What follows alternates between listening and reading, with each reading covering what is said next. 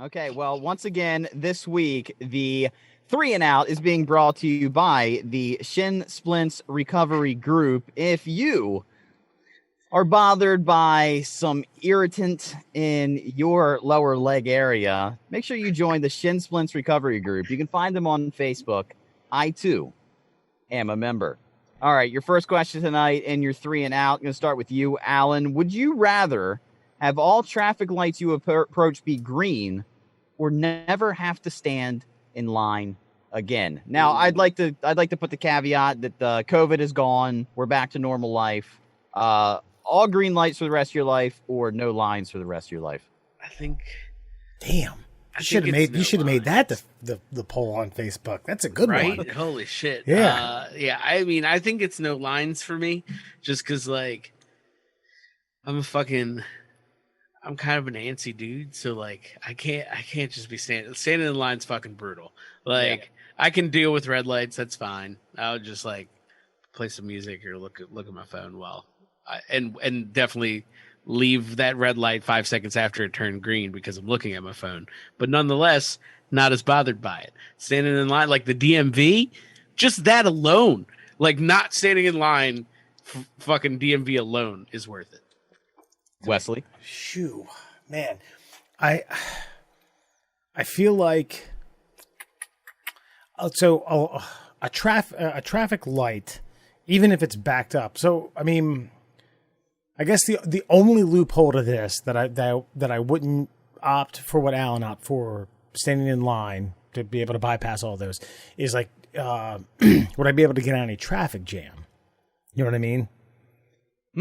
I would say, I don't think this would apply to traffic jams, but on a normal, free-flowing day, like, I mean, you guys, this affects you probably more than it does me because you guys are in Baltimore City. Like, every light is just going to, as soon as you turn the ignition, wherever you're going, like, the lights are going to flip to a free-flowing, nonstop traffic pattern for you. Fucking unless there's an accident or anything like that. Bruce Almighty style. Yeah. I think the longest traffic lights, even if I'm in a situation where I'm in a long line and then it goes green, I'm like, oh, come on, everyone, get to the fucking thing, go, and I get up there and it's yellow and it's red. Even in that situation, there's been some lines I've been in that are just absolutely fucking horrendous. Getting into some of the Ravens games, some of the packed ones, getting like waiting for a porta pot when you have to piss uncontrollably. Some of the P lines at Camden Yards, beer lines, or standing behind fucking frat boy Theo at one of the bars in Federal Hill, who's like, yo, come on, and you're like, fuck, I just want a cold one. I just want a cold beer. I think those examples supersede traffic lights. Not by much, but by enough. I'll go with the bypassing lines. Okay, yeah, and I the way I thought about this was, when you're driving, you're just trying to get to the place you want to be, and we've already kind of conditioned ourselves to factor in traffic and lights and stuff like that. But when you're where you want to be, the line prevents you from getting what you want. Okay, so it's a matter of like being at the destination versus getting what you want the moment you want it. And when I was in, I think 8th grade, we had that Earth shuttle trip where you raised money and went to Disney World. And when we got there, and this was that Disney Pass thing where you could get like the wristband that got you through the lines.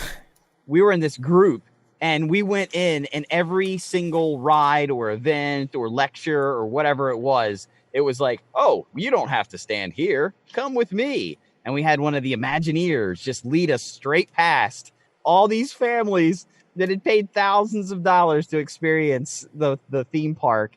And we just got to bypass all the lines. You felt like an asshole, but after a couple of times tripping the line, you felt like a baller. And you just felt like I am important. And so, yes, for that feeling alone, I'm going to bypass lines for the rest of my life. This reminds me of a great story. I was out on the Russell side street of tailgating, or not Russell Street, excuse me, underneath the 395 overpass. I don't know if that rings true for Ravens.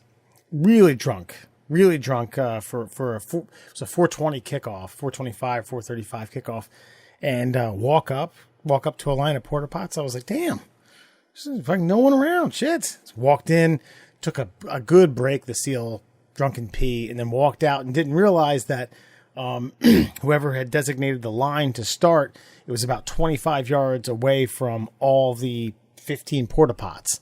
Wasn't your standard like up front. So I just had my drunk blinders on and didn't see it. And man, there was about 10 full grown ass drunk men who wanted my head on a stake, who wanted me to go in there and probably dunk my face in the blue water. Oh, that's funny. Whew, I ran. I was like, oh, see you boys. I